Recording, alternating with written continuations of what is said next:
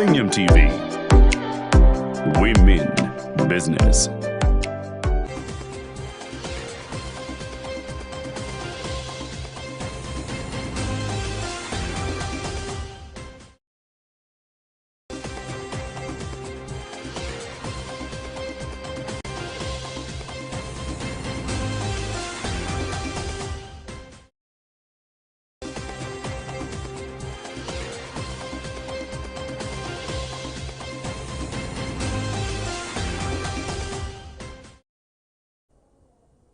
A very good morning to you and welcome to Millennium Kwacha, your first and your favorite business breakfast show. It's a beautiful, beautiful day and we have a jam-packed show for you. I cannot wait for this show to even just start because it's going to be amazing. It's going to be dope. So many discussions that we're going to be having. Something super interesting. We'll be talking to the public relations officer for the Zambian police, and she's going to be helping us just understand a few things that have been happening in our country. So you can actually go to our Facebook page and YouTube page as well and drop your comments. What we want to find out from you today is what has been your experience with the Zambian police? What has been experience when you have a theft?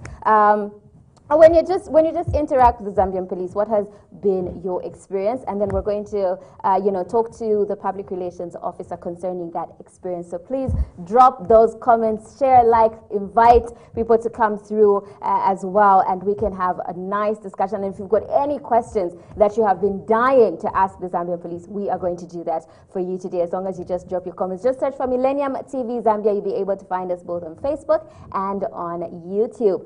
Good morning, Paul. Good morning, Connie. How are you? I'm fine, thank you. I'm glad Zambia Police is coming to clarify a number of issues that need attention. I think a lot of things that public have been complaining about, which better come. Yes, exactly, especially pertaining to theft, which has become a little bit of a problem. Well, not a little bit of a problem, but it has become a problem over the past few weeks.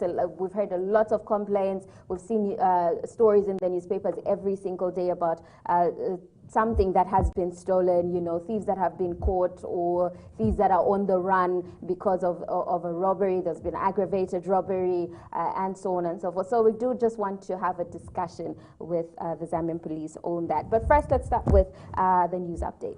Let's begin with the headlines. All marketing companies warn of a possible hike in fuel pump price. Luapula launches COVID vaccine program. And international news, Chad's president dies in clashes with rebels. Excuse me, another news in detail. The All Marketing Companies Association of Zambia has warned of a possible hike in fuel pump price if the kwacha continues to depreciate against foreign currencies. Association President Kafula says the increment will also be imminent if government fails to implement the recent decision to grant them a waiver to import petroleum products. Government earlier this year granted a waiver to 81 oil marketing companies to import a total of 1.9 billion liters of diesel and a total of 934 million liters of petrol at a cheaper price for 6 months. But Dr. Wanga says the continued depreciation of the kwacha has negatively impacted the oil marketing companies' business of delivering the commodity, as this has reduced profitability. Dr. Wanga says the continued depreciation of the kwacha and increase in oil prices on the international market means that the OMCs in Zambia are heading towards drastically reducing profit margins. Now moving on, the National Science and Technology Council under its local non-profit organization, Ziwa Science and Technology Trust, has received a total of $19,782 from the Newton Fund for COVID-19 Link in Science to Better Lives project, which is expected to run for a total of 18 months. NSTC Executive Secretary Philip Zulu says the program is aimed at promoting communication through science journalism. Mr. Zulu described development as an indication that many collaborations the Council has entered in the areas of science, technology, innovation on behalf of the government are beginning to bear fruit. Mr. Zulu is optimistic that science and technology will help in demystifying conspiracy theories around COVID-19 in the country and provide credible information to the masses. And Ziwa Science and Technology Trust Executive Director Veronica Mawa says the Linking Science Society to Better Lives project will bring together researchers, media, and academia, among others, to highlight the impact of COVID-19 scientific research and its relevance to the society. A total of 80 projects across 17 African countries have been selected for funding under the COVID-19 Africa Rapid Grant, which was launched in May 2020. Moving on to foreign stories, Chad's President Idris Deby has died suddenly in clashes with rebels in the north of the country at the weekend, the army has said on state TV. His death came shortly after provisional election results, which projected he would win a sixth term in office with 80% of the vote. The government and parliament have been dissolved. His death means that a military council will govern for the next 18 months. Mr. Deby came to power in an armed uprising in 1990. He had gone to the front line at the weekend to visit troops battling rebels based across the border in Libya. Mali's Supreme Court has confirmed that charges against several personalities, including a former prime minister and a star radio host, accused since December of preparing a coup d'etat with mysterious outliners, has been dropped. The 5 detained personalities, including the activist and radio host Mohammed Yusuf Bathily, known as Razbath, was released on Monday afternoon after nearly 4 months in detention, an AFP correspondent noted at the Central Prison in Bamako. And the U.S. State Department is to advise Americans to avoid 80% of countries worldwide because of the coronavirus pandemic. In a note to the media about its updated travel guidance, it said the pandemic continued to pose unprecedented risks to travelers. The current U.S. Do Not Travel advisory covers 34 out of 200 countries. COVID-19 has now claimed more than 3 million lives worldwide, more than 500,000 of them in the U.S. The World Health Organization warned that the world was approaching the highest rate of infection so far, despite the global rollout of vaccination programs. That's it for international stories. In sports news, beginning with the local stories, Zesco United and Lusaka Dynamo's first Super League Week 25 fixtures that were due to be played this Wednesday have been postponed. Both sides were scheduled to play away on the 21st of April, with league leader Zesco playing Prison Leopards in Kabwe, while 7th place Lusaka Dynamos were due to face Quito United at Garden Park. The postponement is due to Zesco and Dynamos meeting in the 2021 APSA Cup final this Saturday at Woodland Stadium in the capital city, Lusaka. Zesco and Dynamos beat Kongola Blades 4-0 and Zanaco 3-0 respectively on the 17th of April in the APSA Cup semi-finals played at Arthur Davis Stadium in Kitwe. With leaders Zesco on 46 points and second place Zanaco on 39 points, both not in action. Third position Forest Rangers, who are a point behind the latter, have an opportunity to go to number 2 when they visit fourth from bottom Lumwana Radiance on Wednesday. In Wednesday's other week 25 fixtures, Nkwazi visit Indeni in a mid-table clash at Indeni Sports Complex in Ndola. Third from last, Green Buffaloes host 12th positioned Young Green Eagles at Nkoloma Stadium in Lusaka, hunting for a win that would lift them out of the bottom 4. Fifth place, Power Dynamos are home at Arthur Davis Stadium this Thursday when they host number 11 Club Green Eagles. Power on 35 points can go fourth and display Butcon, who are sitting there on 37 points. Eagles are 11th on 29 points and playing a very tough catch-up race in a bid to stay relevant after basking in 3 successive top 4 league finals. We move to international sports. In international sports, all 6 Premier League teams involved in the European Super League have now withdrawn from the competition. Manchester City were the first club to pull out after Chelsea had signalled their intent to do so by preparing documentation to withdraw. The other 4 sides, Arsenal, Liverpool, Manchester United and Tottenham, have all now followed suit. The Super League said it would reconsider the most appropriate steps to reshape the project. The 12-team Super League was announced on Sunday to widespread condemnation. Manchester City confirmed they have formally enacted the procedures to withdraw from the Super League. Liverpool said their involvement in the proposed breakaway league has been discontinued. Manchester United said they had listened carefully to the reaction from their fans, the UK government and other key stakeholders in making their decision to not take part. Arsenal apologized in an open letter to their fans and said they had made a mistake, adding they were withdrawing after listening to them and the wider football community.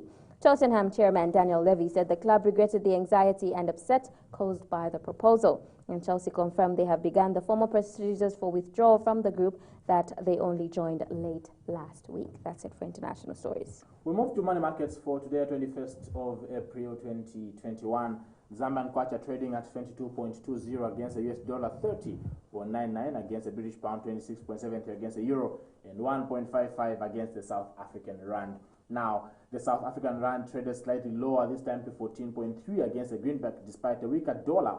And after data showed South African Reserve Bank's leading index hit a 4-month high in the month of February Investors now turn their attention to inflation figures set to be released on Wednesday for clues about inflationary pressures.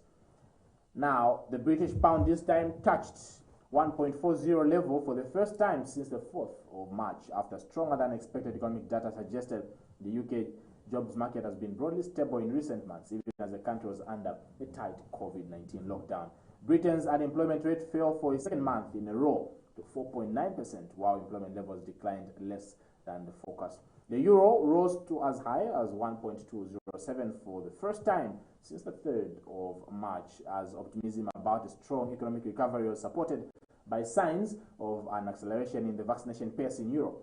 Now, the European Union secured on Monday an additional 100 million doses of biotech COVID-19 vaccine, bringing the total number of doses to be delivered to member states to 600 million in the year 2021. We move to the weather.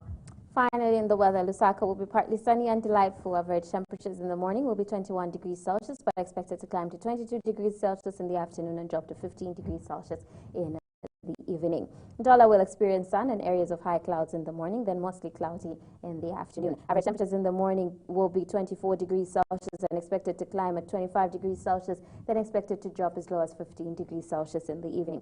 Chipata will be cloudy. Average temperatures in the morning will be at 24 degrees Celsius, expected to climb to 25 and then drop to 17 degrees Celsius. Last but not the least is our tourism capital, which will be mostly sunny and nice. Average temperatures is 26 degrees Celsius in the morning, rising up to 29 degrees Celsius in the afternoon and then dropping down to 16 degrees Celsius in the evening. That's it for the weather update and, of course, for the news update as well. Remember to get interactive with us. Go to Facebook and leave your comments. What has been your experience with the Zambian police? What has been your experience with the Zambian police, especially if you called them, you know, during a theft or so on and so forth? We want to hear your experiences with the Zambian police as well. We are also on YouTube, and you can call the number 0975-740518. That number you can also use to text and send WhatsApp messages. We take a quick break. We'll be back in just a bit.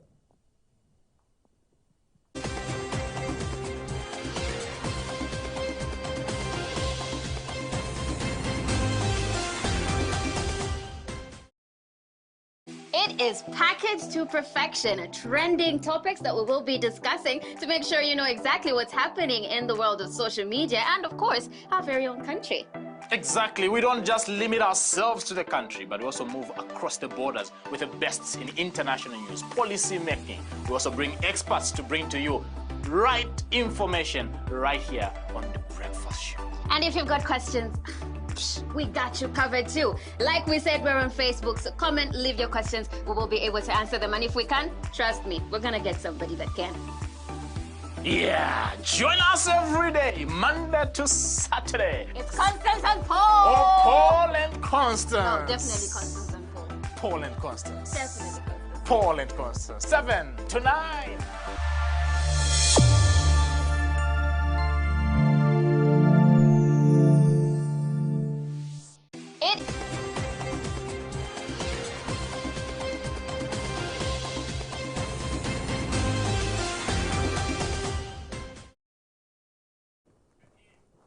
Thank you so much for staying glued to Millennium Kwacha, first and only business breakfast show. Coming to you live from our Longacre studios right here in Lusaka. It's a fully packed show today. We discuss various things, how to identify your career. We have got Dina Genesi will be joining us on set very soon. We also discuss making money off fish farming. If you are into fish farming, I think this is the day for you. We have a special guest that will be joining us on set. We'll also have the Zambia police spokesperson, Madam Esther Katongo, will be joining us later on to discuss various issues surrounding the police service, especially pertaining to theft in our communities. But for now, let's get to what's happening in the print media. Let's begin with the Daily Nation. In the Daily Nation, Mukuni hid Hatambos leading to arrest of Mrs. Mukuni. More see hope in IMF package. Prosecute Kalomo criminal charge. Tayali charged Kanganja and George Floyd's police murderer convicted. In the sports section of the Daily Nations, Collins and Besuma youth tourney set for June. Pyramids hurdle troubled in Kana seek redemption in CAF tie. CSS Petauke survive. That's it for the Daily Nation. In the Daily Mail, Telesphone Pundo writes of opposition, says UPND is not serious, failing to sell itself to the electorates. And fisheries fund coming, talking about fishing. Chad President killed. Ngonga looking to join Nkana. 30 politicians face arrest over fake grade 12 papers. Drunk child sheltered. Hospital accountant nabbed. Inspirational note from the Daily Mail for today, the 21st of April. There can be no happiness if the things we believe in are different from the things we do. So keep doing the things that you believe in if you want to see a difference. Sports page of the Daily Mail, hanging on, Ghana Napsa fight on in the Confederation. Tenant back with Forest Rangers, a true legend. Chelsea, City reluctant, Assembly fire Solopi. In the Times of Zambia, ECZ notes 38,000 G12 certificates are mainly for those expiring for political office in August 12 general elections. Government will do even more, EL assures. 3,400 take COVAX. Kampiongo reacts to Mukuni threats. Lungu acts to boost aquaculture sector growth. And Lusaka's Simon Moa market ready next month. In the sports section, we have no room for error as Nkana pursue quarters. Napsa chase first win. First eye second slot. Desire to go big excites BZ. That's it for the sports section. Let's begin with the Times of Zambia. In the Times of Zambia, we have the Lusaka Simon Moa market ready next month. So the nearly 4,000 traders operating in the open in Lusaka will not be drenched in the rains in the coming season, as construction of the Simon Moa Lane market will be completed by next month. President Galungu is expected to commission the facility adjacent to the recently gutted Lusaka City Market, whose renovation is underway to be completed by July this year to accommodate more than 4,000 traders. It has been long overdue. It has been long overdue, so it's really good that it will finally be done next month. What is the connection though with Simon Moa Lane, and why is it being called the Lusaka Simon Moa Market? Because it's Simon Moa Lane along that road. The road itself is Simon Moa Lane. Oh, okay. Where the market is. So that's why. But I recently also saw in the news that City Market, they've started renovation. I think the story has always been they've started and they don't start. They've started and they don't start. Meanwhile, there was a point when funds were raised for the renovation of City Market. We don't know where those funds have gone to, whether they've been channeled to Simon Moa Lane Market or not. But what is important is that our traders need a safe place to trade from. For a long time now, since the Lusaka City Market was gutted, they've really struggled. I've visited the City Market quite some time, several times, and the state in which our people are trading in, it leaves much to be desired, if you are to ask me. And this is something that is urgent, because even this same Simon Moa Lane Market has been under construction for quite some time. We don't know when it's going to be. I think they're actually interlinked, because here it says President Edgar Lungu is expected to commission the facility adjacent to the recently gutted Lusaka City Market, whose renovation is underway and will be completed by July this year. So as that is being completed, even that is being renovated. So this one is going to, the Simon Moa Lane Market will be ready next month. So the genesis of the story for that one was that after City Market was gutted, the alternative was they built them another market, which is Simon Moa Lane. Yeah. While that was being built, they've been saying for some time they will also renovate this city. Yeah, but then that's what I'm saying here. It says the Lusaka City Market, whose renovation is underway and will be completed in July. You get my point? Yes, Lusaka City Market, whose renovation is underway and will be completed in July this Together year. with the Simon. But the Simon Moa Lane will be ready next month. Awesome. That's So Lusaka Moa Lane Market is ready in June. The Lusaka, we're in April. Yeah, so May. And then the Lusaka City in July. Let that be actualized. Ndola woman in court over 200,000. Now, a woman of Ndola was last month sued for failure to pay back 500,000 kwacha she got from a woman's empowerment foundation, has once again been dragged to court for not paying back over 200,000 to the foundation and the village banking group. Mayor Sichileche of Zambia Complex has been sued by Women Empowerment Foundation. In a statement, so it's like people borrow huge sums of money indeed from these village bankings. Like 500,000 kwacha. So what do you want to do with it? From a village banking? She borrowed it, or she was the one that was keeping all the money? No, she borrowed. The 500. To pay back, she got. So she got from the, then 200,000 kwacha. No, but there are those that start village banking with the aim of either buying like plots, building houses. So even when it comes to the type of money that you're putting in, it's different. You'd find they are putting in monies like 50,000, 10,000, 20,000, and then they borrow for that cause. Yeah, so maybe, I don't know, she probably said she's building a house, or she probably said she's buying a plot, and then she couldn't pay back. Clause 1 of their constitution requires that each member invests a minimum fee of 1,000 kwacha and is allowed to borrow twice the accumulated investment. As the plaintiff, she demonstrated at the hearing. Now, the two institutions say Chileshe's loans accumulated to 121,000 as of June 2020, which she refinanced and borrowed an additional 730 kwacha.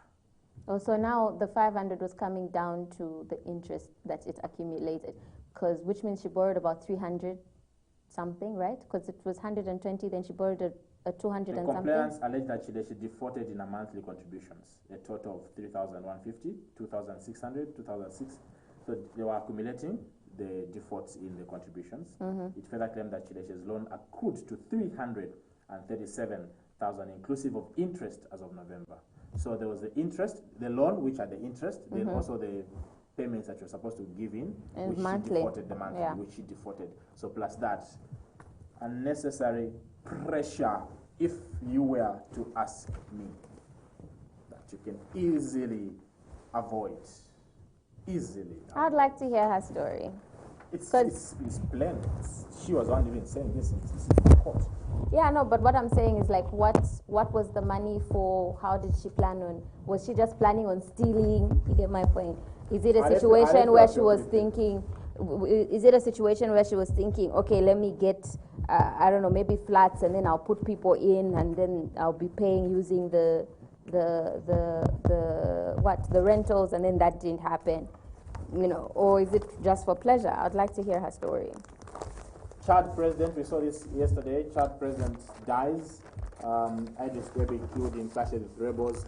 Now, Chad's president Idris Deby has died suddenly in clashes with rebels in the north of the country at the weekend, the army has said on State TV on Monday. Provisional results from the election on April 11th projected he would win a sixth term in office with 80% of the vote.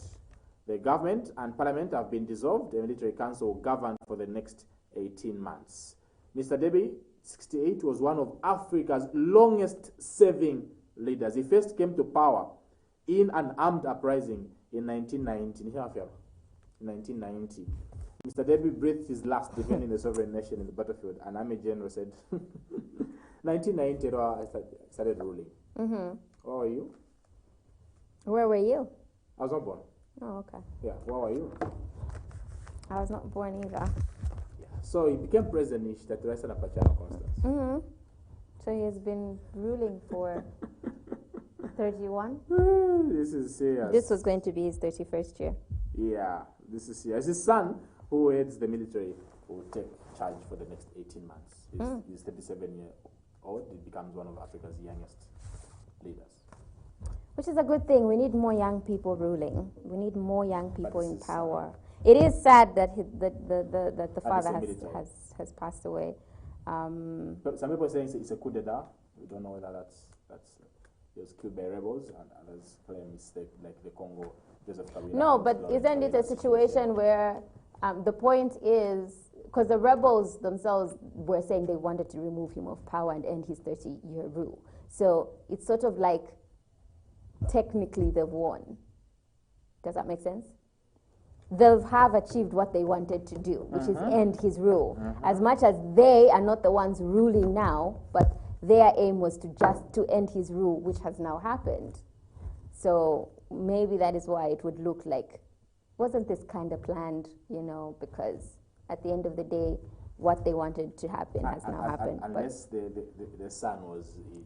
Yeah, but then that's the thing. It wouldn't really be that, and that's what I'm trying to say. It wouldn't really be a coup d'etat, because unless the son was trying to remove him from power, which I don't want to think is the case. Some experts yesterday said it's almost similar to the case of Congo, the time Joseph Kabila became president, how the father died. It was clean as if it's not him, but people have said it was. Oh, we don't know. I don't want to speculate. Crazy. Mukuni hid the Hatembos, leading to arrest of Mrs. Mukuni. Now, Senior Chief Mukuni may have harbored the missing Hatembo siblings because they were at one time able to use his wife, Veronica Mwanakasale Mukuni's phone within the palace, cyber experts have said. According to cyber experts, Feluna used the Queen's mobile phone to family members, and this was done from within the palace. Signals from the Hatembo phones could not be tracked because their phones were switched off from the time they disappeared.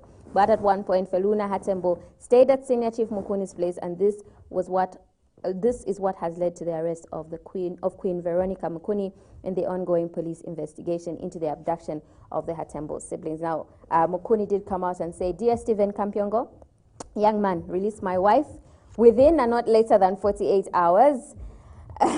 Or else you shall blame yourself and those that sent you. I have spoken." Senior Chief Mukuni. Chief. You know, it's almost 48 hours, and we're waiting to see what will happen. Kampyongo has reacted though, and he says Home Affairs. It says Home Affairs Minister Stephen Kampyongo has said that anyone threatening his office for implementing law and order in the country will be dealt with by the law. Mr. Kampyongo told journalists in Lusaka yesterday that his office had been mandated to secure public and property safety and would execute the role without fear or favor. He was reacting to alleged threats on him by Senior Chief Mukuni of the Tokalea people in Livingston following the arrest of his wife by the police on Monday. Whether you are a traditional leader of whatever standing in society, the law will visit you and appropriate action will be taken in accordance with the law, Mr. Kampyongo said. I am eager to get views from the Zambia police spokesperson will be joining us on the same on the same, because I think this has been a hot issue. Some people are afraid to comment because it's like political, but well, wait to see. Oh, okay, now I understand the political aspect. Yeah, we wait to see what Madam Esther Katongo will talk about the case later on. Yeah, but I've got my own views over this. It has been on the front page for the Daily Nation for I don't know for how long. So it's been hot. Take a short break. When you get back, we discuss how to identify your career with our career coach Dina Genesis. You'll be joining us shortly. Keep watching.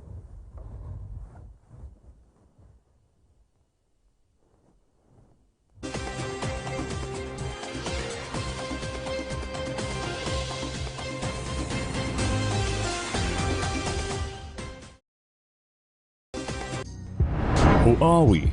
What are we about? Say you want to learn about business or get latest news updates in business news, social and economic issues, stock exchange, latest exchange rates, and all financial matters, or you want to learn on how to manage your money from savings, banking, insurance, to maybe our new traditional way of doing things like village banking. And if you're like me, planning and constantly making sound financial decisions is essential. So I need to keep abreast with upcoming investments, taxes, technology, or entrepreneurship prospects. Interesting, right? So what if I told you by just one click you can learn from mining, agriculture, tourism, manufacturing services, and yes, entertainment industries. After all, the more you know about money, the better financially you will be. So who are we? What are we about? Millennium TV, your first business and financial news television channel. Catch us on Top Star, Channel 95, or follow us on Twitter, LinkedIn, Facebook, and YouTube. Millennium TV, we mean business.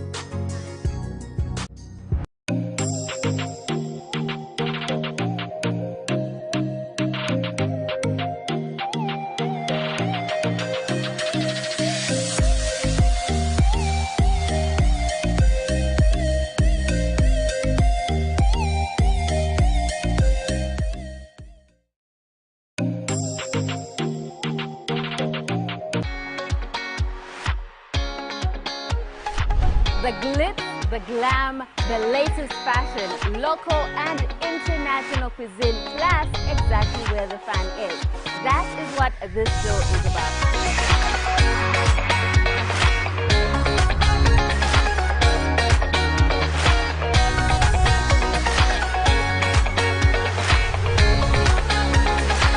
Hello, my name is Constance Namwinga, and welcome to After Hours.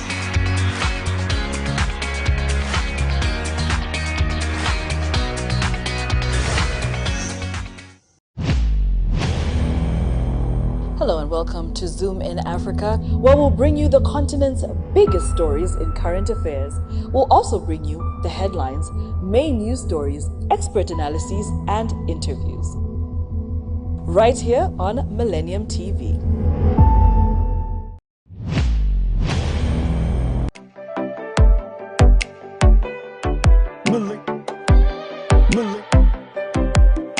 Millennium TV.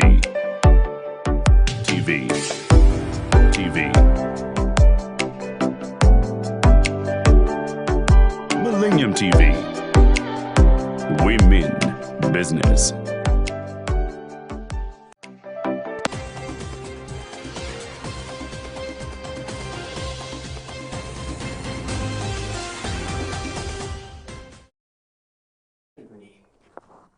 Welcome back. You are still watching Millennium Kwacha, your first and your favorite business breakfast show. Do get interactive with us live on Facebook as we speak, also on YouTube. You can also call the number 0975-740518. Tell us, what has your experience been with the Zambian police? In this segment, though, we're going to be talking about careers, and we want to find out how to identify a career. And we are talking to Ms. Dina Nchenesi. She is going to be helping us dissect that topic. Welcome to the program. Thank you very much. Thank you for having me. Awesome. Now, I'm looking at your book here. It says, My Career Choice, A Journey to What Next. Real quick, before we even get into the topic, tell us a little bit about the book. Well, I think the title speaks for itself. It's basically a guide on how somebody can choose a career and what somebody goes through when choosing a career, and what somebody considers when choosing a career. So basically, it's just a book that helps someone who's trying to find a way through life. Why did you decide on writing a book about career choices? It's actually something personal. It's something that I had a challenge with, and I discovered if I have a challenge, then there are many out there that are going through the same. So I thought, if I have found solutions, why not share them with somebody out there? And how did you find those solutions? It's really a handful. It includes people around me, it includes family, it includes research, it includes learning, going through school. So it has been a long journey, which includes everything. And yeah, basically it's just what you get from here and there. Yeah. What is, I know you've mentioned this in the book, what is a career before we even get to how you can even identify your career? That's a very good question. A career is, putting it short, a career is one's lifelong journey. Why I say that is, a career is something that actually starts immediately one is born till they leave this earth, say till they die. That's what a career is. And when you look at the Oxford Dictionary defines a career as one's life progress. So it's something that one does throughout their life. So I'm trying to think of examples that I can give. You mentioned lifelong journey, what someone does, or what someone does along the way. If in the next 3 years I'm doing journalism, another 3 years I'm doing fashion, another 3 years I'm doing mechanics, another 3 years I'm doing baking, that's a career according to your definition. Yes, exactly. You see, for us, so it's just like a journey. It's a journey. You see, to understand a career better is you need to differentiate a career from a job. That's the mistake a lot of us make. Most of us think a job is a career, but actually a job is part of the career. So everything that you will do, that's why I say it starts when you're born. So it starts from the time you get into school, because you're getting into school to get knowledge, to acquire the skills that you need to apply out there. So it starts from school, it starts from the volunteer work that you will do, it starts from that tiny shop that you will go and get a side hustle from. That's the journey you're going through. So everything you will do is your career. What's your career? Well, it's still in process, but I think my career is managing human beings. That's what I do best. Okay. I'm asking this because I know in school we had career guidance departments, and they will guide you based on how they see your performance also in different subjects. If you're good, for example, in English or other public speaking courses, they'll venture you to that. If you're good in mechanical courses, they'll venture you to that. Isn't that, my understanding that that's career, like specific, you know, specificity is also part of it, because your definition seems like it's a bit general. I think why I say it's general is when I say it's general, I don't mean you involved in medicine and journalism and social work and putting it together as a career. Because it's a journey, that's what you said. It's a journey, and why I say it's general is I need people to understand that it doesn't start from school, or it doesn't start when you graduate, because the mistake a lot of us make is when I finish grade 12, that's when I start thinking, what am I going to do? That is too late, and that's why we have people that have misplaced careers today, because you're thinking about it when you're already halfway through your journey. So you need to start the journey from the beginning. So it's not that you will bundle medicine, social work, and everything. If we are saying you want to be a doctor, it should start from school, meaning every subject that you will take has to lead you to medicine. Everything that you're interested in, every activity that you will do has to lead you to medicine. So that's why I said it's a journey. So it needs to start from the beginning, unlike you thinking about it when you're done with grade 12. Where am I going to go? Great. Maybe let's get straight into it. How then, after having explained this, how then can one identify their career? How can they know where they belong? I think the best way one can identify is by looking at what is in you, because you can only get out what you have inside. So I'm a strong believer that each one of us has a purpose. Each one of us has a specific skill, a specific talent that we have, and that is what we need to use for us to succeed and for us to identify any career that we want to venture in. So for one to identify a career, there are at least 5 things I usually talk about. The first thing is you need to look at your skills. A skill is something that you acquire. A skill is something that you learn. So if you can easily learn how to braid hair, if you can easily learn how to play football, if you can easily learn how to grow plants, that's a skill that you've acquired. That is something that you can use to identify a career. Then the other thing is you look at your talents. So talent is different from a skill. A skill is something you acquire, but a talent is something that you have inside you. It's naturally inborn. You can naturally do something. That is also something that you can use to identify a career. Then the other important thing is your personality. For you two guys to be here, I believe you are outgoing. You easily associate with people. You are not closed up. I don't think if you were shy and you don't want to associate with people, you'd be sitting here today. So you... Are you? Yeah. So you need to identify your personality as well, because specific careers require a specific personality. For you to be, like I said, a journalist, for you to be a singer, for you to be an artist, you need to be outgoing. You need to be somebody that is comfortable with being out there, comfortable with being surrounded with so many people. So personality is very important. Then, of course, we cannot do away with academics when you're in school. Look at the subjects that you're good at. There are people that just naturally love math. There are people that just naturally love sciences. There are people that just naturally love geography or RE, civic education, whatever it is. It interests you. That can also help you identify a career. And lastly but not the least, I am a Christian, and I am a strong believer that if God created us, He deposited something in me, and that is what I need to use in this world for anything that I need to do. So I believe each and every one of us has a specific career.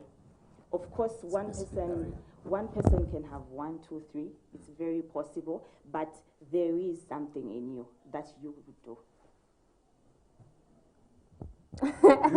Noted. When it comes, you talked about how there are some people that have misplaced careers. firstly, what leads to misplaced careers, and how can you identify that I am in my misplaced career? Misplaced careers, when we were starting, I said there are people that will think of a career when they're done with grade 12. You're done with school, and then you say, what am I going to do? So because you're under pressure, which is exactly what happened to me, by the way, you are under pressure, you need to go to university, you need to figure out what's next with your life, and then others just fall into peer pressure because everybody is being a teacher, let me do it. Or because they say when you become a nurse, it's easy to find a job and you'll be getting paid every month and there's job security. So you easily go for that without thinking, am I able to do this? Will I be able to deliver what I'm supposed to do? Will I be able to do the job? You are just thinking about the money and the job security. And then the other reason is, well, we all know in Zambia it's difficult to find a job. We all know it's very difficult for you to come by even just to start a business. So people easily settle for what is there. Instead of sitting down and saying, what am I able to do? They just settle for anything. And unfortunately, that is what is causing a lot of trouble and giving us a lot of hectic situations in these companies where you find frustrated people. You find people that are not even found in the office. You go there, no, they are not around. You go into offices and people seemingly don't know what they're supposed to do. They don't even have good customer service. Why? Because they are just there for the money. They're just there to have a job at the end of the day. It's not really something that they want to do. So that's why we find a lot of people in misplaced careers. Yeah. How can you then, having heard this discussion, how do you think you would advise us to look at our careers and see whether you're in your misplaced career or you're in the correct career? I think you knowing whether you're in the right career or not is, like I said, everybody has it in them. And it's all a matter of passion. If you're passionate about something, it comes to you easily. You don't even dread waking up in the morning, going to work. You don't dread going to go and meet those people at work. It's something that gives you happiness. It's something that gives you fulfillment. And what I've discovered is if you have discovered your career, it's even easy for you to survive, even if you do not find a job. It's easy for you to start up something on your own. It's easy for you to survive out there because this is something that you're passionate about, and ideas even easily come to you like that. Yeah. Great, great.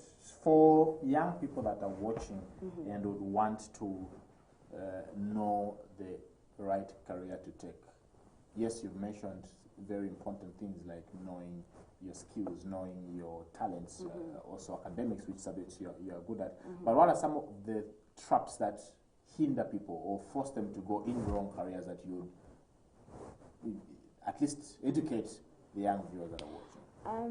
Like I said, firstly, do not go with the masses. Do not just go where everybody's going. Since everyone is going, if there's money, that's where you go. Do not do that. And I think the other thing that hinders us is the environment. Yeah. Today we have a lot of careers. Trust me, the young ones today have an opportunity to go on Google and if you just Google careers, it will bring you a whole list of careers that are out there, careers that you didn't even know exist. It's different. For us, a long time ago, we just used to know doctor, policeman, pilot, engineer, that's all we knew. But today, you have a whole lot. And when somebody looks at the list, then they look at Zambia and they say, nah, this won't work. And because of that, they shun away from it. I'll give an example of, let's say, of a ballet dancer. We don't see ballet dancers in Zambia. Why? Because they feel this can't work. But that shouldn't hinder you. I feel the environment shouldn't hinder you because there's always a first time for everything. Who knows, you might just be one of the most successful ballet dancers in Zambia. So the environment shouldn't hinder you. Don't follow the masses. Then the other thing that really hinders us when coming to careers is I would really say, like, we try to compare careers, especially when it comes to how much you can get out of it. So you will say a doctor gets paid much more than a receptionist or much more than an accountant. So we compare it that way. But I am a strong believer that all careers are equal. It's just like an ecosystem. Each component has its role to play. If you give an example of an organization, starting from the CEO to the accountant, even to the cleaner, to the person that makes tea, everyone is important. Everyone is playing their role. That's how we should look at careers. Each career is playing its role in society, in the country, and we are all contributing to the economic growth. So you shouldn't feel like if I decide to become a teacher, people will say I am not learned, or because I failed, that's why I decided to be a teacher, and because I have good grades, I got 6 points, so I can become a doctor. Those are things that really disrupt us from choosing the right career. So career should mainly be about purpose, about what you want to do, about how you want to serve, about how you want to deliver. But also there's the issue of resources, Dina. You can't deny the fact that we need to tell young people to choose careers that also pay well, right? Exactly. Yeah, that's true. But I feel any career can pay you well if passion and purpose is there. I'll give you an example of Nemchem. I'm sure you've heard of Nemchem. Nemchem is a cleaning company. This is somebody that started from mopping floors and sweeping offices. And you can imagine if it was somebody else, they would say, I just sweep, I just mop. There's little I can get from this. But because there was passion, because there was purpose, this is somebody that has built a corporate that now goes and cleans all kinds of companies in the country, and now they're even going international. So this is somebody that didn't look down on a career of just sweeping and cleaning. It is something that they have grown. This is why I was saying, if you are driven by passion and by purpose, even if it's a career that seemingly doesn't pay much, you can grow it. Lastly, you've emphasized so much that you went in a raw career. Please share with us if you're able to. Well, actually, I didn't go in a wrong career. What happened was, in school, when somebody asked me what you want to be, I always wanted to be a doctor. And that came from me seeing doctors wearing their coats, going in the hospitals. For me, it was prestige. I just wanted to be a doctor. And after grade 12, what happened was I didn't get good marks in biology, so I couldn't get into the School of Medicine. So I was given an option to either write biology again or do something else. But before I could make that decision, my parents sat me down and asked me, why do you want to be a doctor? And I didn't have an answer, and I said, I just want to be a doctor. So they asked me a couple of questions. Do you like being sick? Do you like medicine? Do you like injections? And all those things I didn't like. So they said, then how are you going to survive in a hospital? Then how are you going to treat people? So that gave me a lot of thoughts, and that's where my journey started. And I started asking myself questions. If I don't like being in the hospital, if I don't like injections, then what do I like? Then what can I do? And that's how I found myself in human resource management. Good. Yes. Congratulations. Where can people get this book? This book, I'm selling it on a personal basis right now, so people can just look for me on social media, Dina and Chenesi. They can like my page, they can contact me, and we can arrange for them to get the book. Dina, thank you so much for coming to Millennium Kwacha. Wishing you the best. Thank you so much. Thank you. Great. Still watching Millennium Kwacha, your first and only business breakfast show. Take a short break. We'll be back with the news shortly.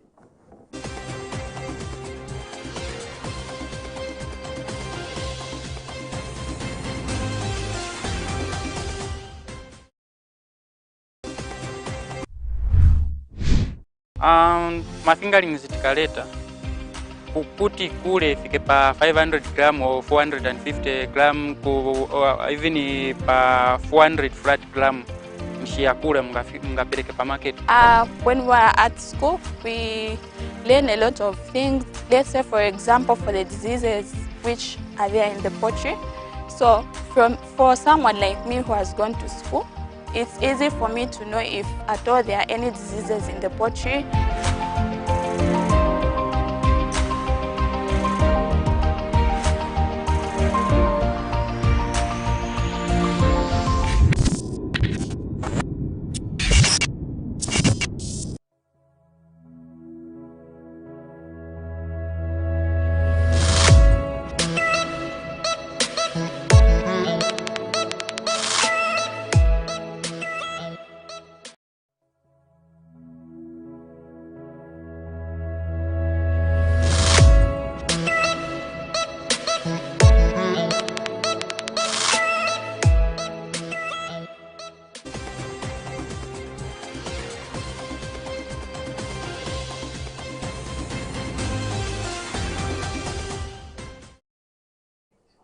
Thank you so much for staying tuned into Millennium Kwacha. First, your favorite business breakfast show. Let's get straight into the news updates. We get with the headlines, first of all, in the local stories. Oil marketing companies warn of a possible hike in fuel pump price. And Luapula launches COVID vaccine program. In foreign news, Chad's president dies in clashes with rebels. And now the local news in detail. The Oil Marketing Companies Association of Zambia has warned of a possible hike in fuel pump prices if the kwacha continues to depreciate against foreign currencies. Association President Namwinga says the increment will also be imminent if government fails to implement the recent decision to grant them a waiver to import petroleum products. Government earlier this year granted a waiver to 81 oil marketing companies to import a total of 1.9 billion liters of diesel and a total of 934 million liters of petrol at a cheaper price for 6 months. But Dr. Namwinga says the continued depreciation of the kwacha has negatively impacted the oil marketing companies because of delivering the commodity, as this has reduced profitability. Dr. Namwinga says the continued depreciation of the kwacha and the increase in oil prices on the international market means that the OMCs in Zambia are heading towards drastically reducing their profit margins. Moving on, the National Science and Technology Council, under its local non-profit organization, Ziwa Science and Technology Trust, has received a total of $19,782 from the Newton Fund for the COVID-19 Linking Science to Better Lives project, which is expected to run for a total of 18 months. NSTC Executive Secretary Filippo Zulu says the program is aimed at promoting communication through science journalism. Mr. Zulu describes the development as an indication of the many collaborations the Council has entered in the areas of science, technology, innovation on behalf of government are beginning to bear fruit. Mr. Zulu is optimistic that science and technology will help in demystifying conspiracy theories around COVID-19 in the country and provide credible information to the masses. And Ziwa Science and Technology Trust Executive Director Veronica says the Linking Science Society to Better Lives project will bring together researchers, media and academia, among others, to highlight the impact of COVID-19 scientific research and its relevance to the society.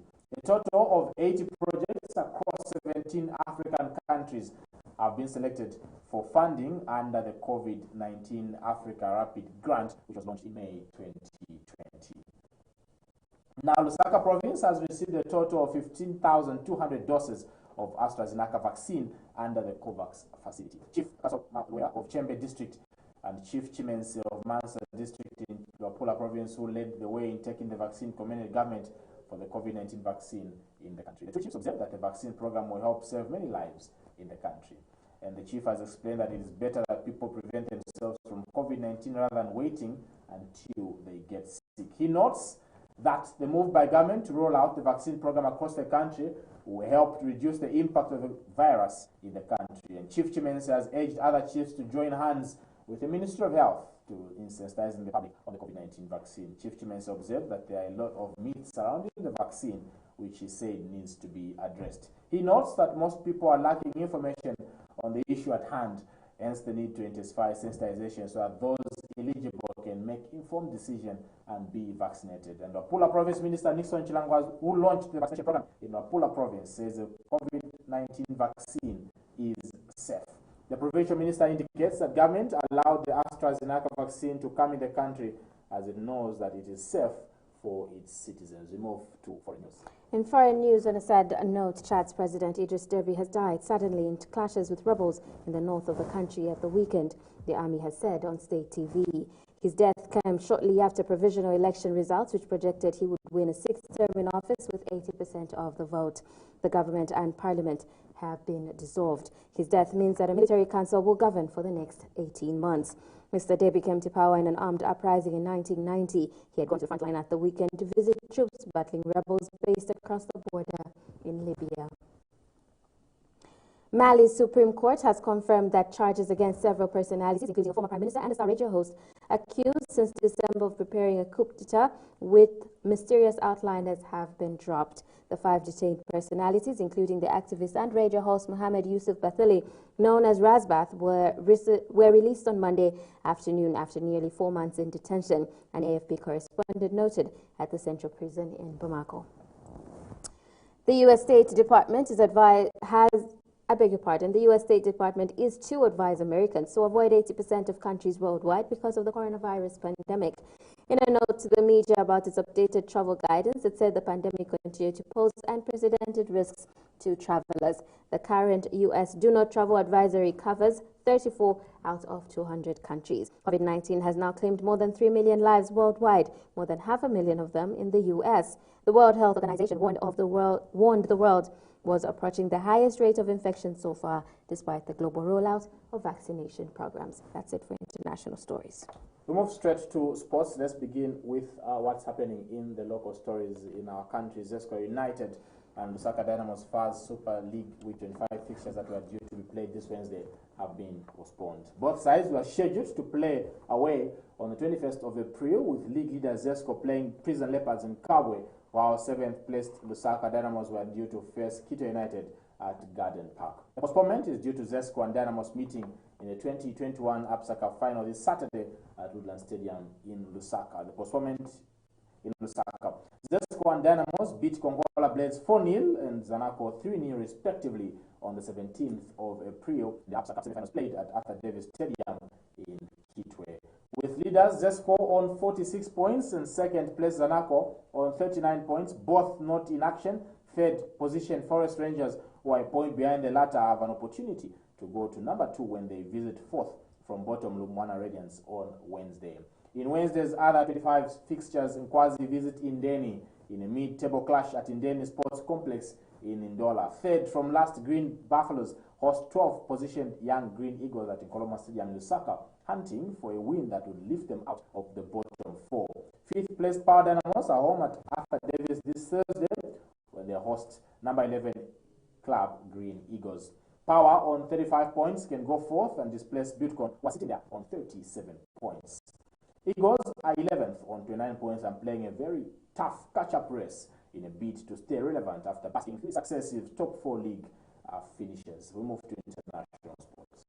In international sports, all 6 Premier League teams involved in the European Super League have now withdrawn from the competition. Manchester City were the first club to pull out after Chelsea had signalled their intent to do so by preparing documentation to withdraw. The other 4 sides, Arsenal, Liverpool, Manchester United and Tottenham, have all followed suit. The Super League said it would reconsider the most appropriate steps to reshape the project. The 12-team Super League was announced on Sunday to widespread condemnation. Manchester City confirmed they have formally enacted the procedures to withdraw from the Super League.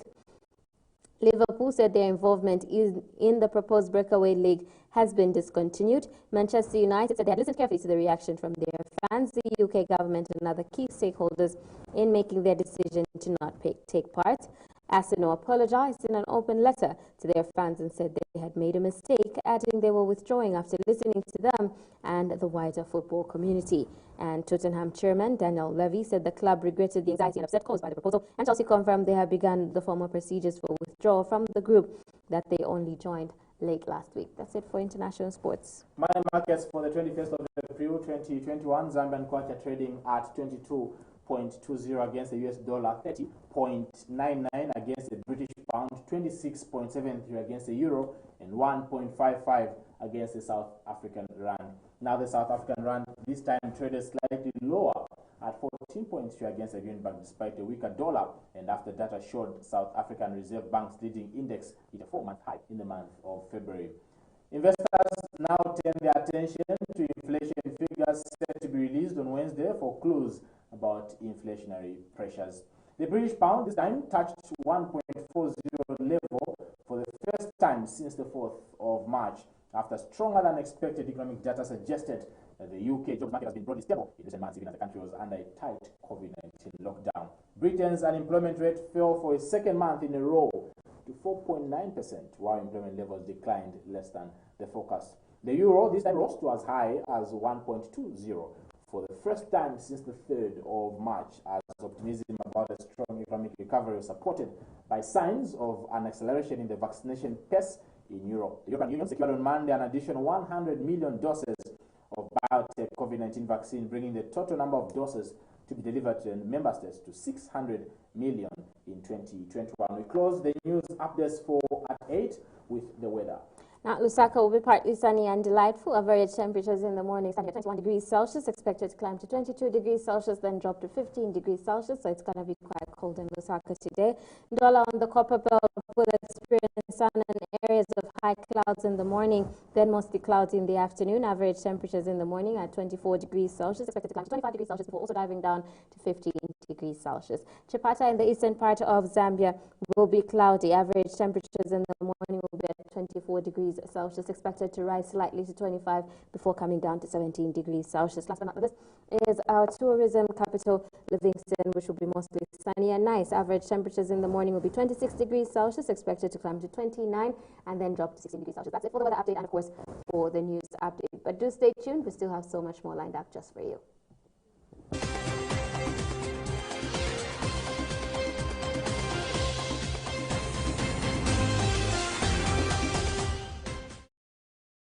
It is packaged to perfection, trending topics that we will be discussing to make sure you know exactly what's happening in the world of social media and, of course, our very own country. Exactly. We don't just limit ourselves to the country, but we also move across the borders with the best in international news, policy making. We also bring experts to bring to you right information right here on The Breakfast Show. And if you've got questions, we got you covered too. Like we said, we're on Facebook, so comment, leave your questions. We will be able to answer them. And if we can, trust me, we're going to get somebody that can. Yeah, join us every day, Monday to Saturday. It's Constance and Paul. Oh, Paul and Constance. No, definitely Constance and Paul. Paul and Constance. Definitely Constance. Paul and Constance. 7 to 9.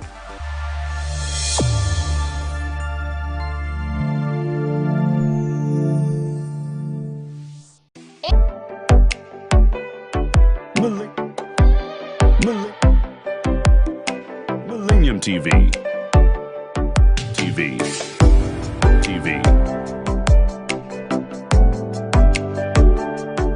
Millennium TV.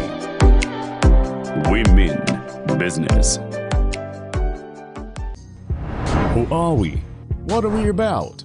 Say you want to learn about business or get latest news updates in business news, social and economic issues, stock exchange, latest exchange rates, and all financial matters, or you want to learn on how to manage your money from savings, banking, insurance, to maybe our new traditional way of doing things like village banking. And if you're like me, planning and constantly making sound financial decisions is essential. So I need to keep abreast with upcoming investments, taxes, technology, or entrepreneurship prospects. Interesting, right? So what if I told you by just one click you can learn from mining, agriculture, tourism, manufacturing services, and yes, entertainment industries. After all, the more you know about money, the better financially you will be. So who are we? What are we about? Millennium TV, your first business and financial news television channel. Catch us on Top Star, Channel 95, or follow us on Twitter, LinkedIn, Facebook, and YouTube. Millennium TV, we mean business.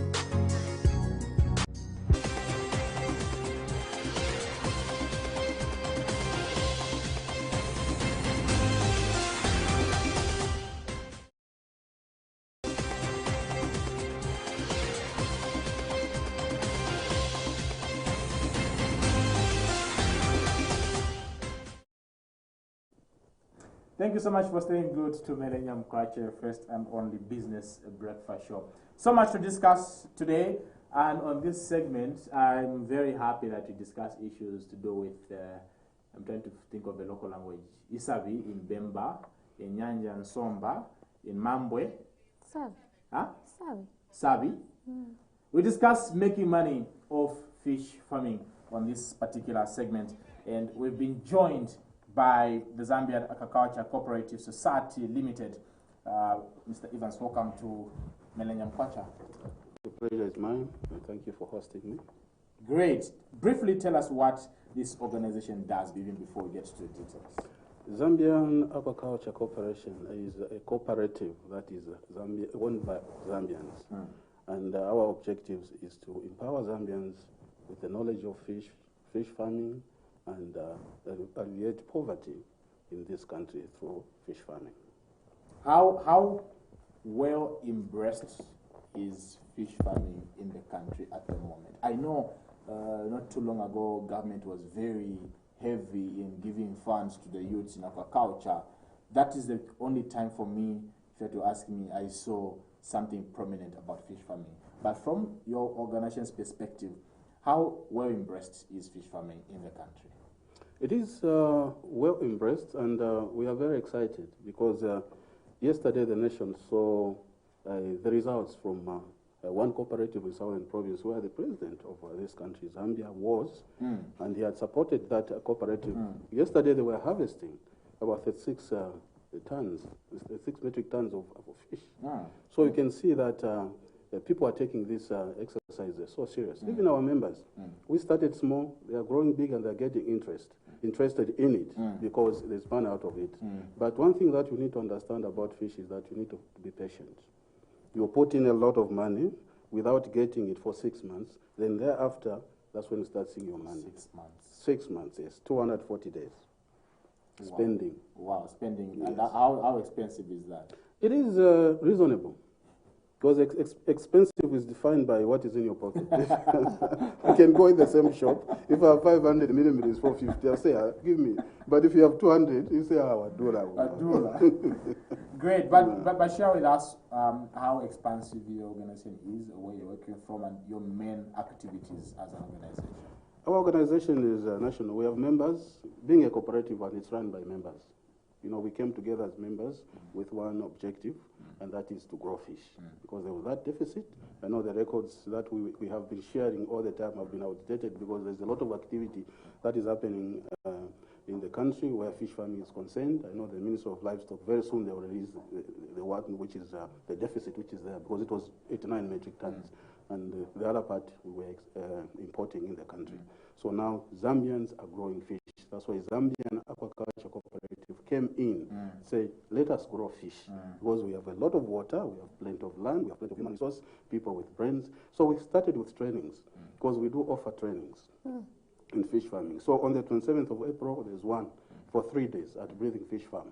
And we're having a seminar in conjunction with ZDA, who are coming to teach our farmers how to take fish farming as a business, not whereby you have a fish pond, anyone who comes, a visitor comes, you go there, get the fish, cook and say, Tina Somba. No. That business is that business. If you want fish to eat today, go and buy, or have a small fish pond. And the other thing is connecting Zambia to the international market so that we start exporting instead of just localizing our fish. Our fish to tilapia must be known out there that Zambians also can produce fish. Actually, why shouldn't we when we have water and land? What does it take for somebody to produce fish?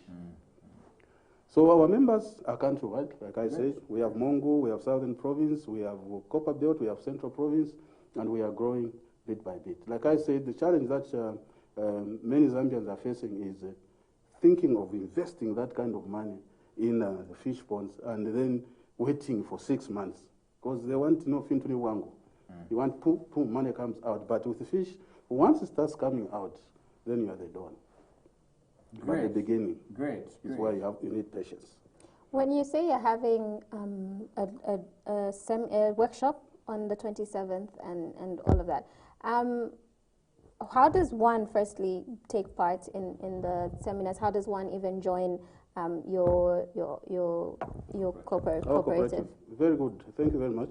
We have what we call member application forms. Whoever is interested in joining our cooperative, we send them those application forms. That's where the details are and the benefits, the so-called benefits, so that if somebody is satisfied, that's when they apply, they fill in the form and then they join our cooperative. We usually send through WhatsApp a PDF form. Then for the seminar, it's the same arrangement, the same number that we'll give if you allow us. They can call us, then we give them the date, okay, and then we talk. Because there are two things that are happening. There's a seminar, which is just on the 30th, where ZDA is coming in. Then there's fish farm training, which is starting on the 27th and ending on the 30th. So on the 30th, on the final day, that's when the seminar and the seminar will be held, and then the training will be done. Great. What are some? I know you talked about taking fish farming as a business as some of the things that people should expect at the training. What other things are you expecting to teach at the seminar?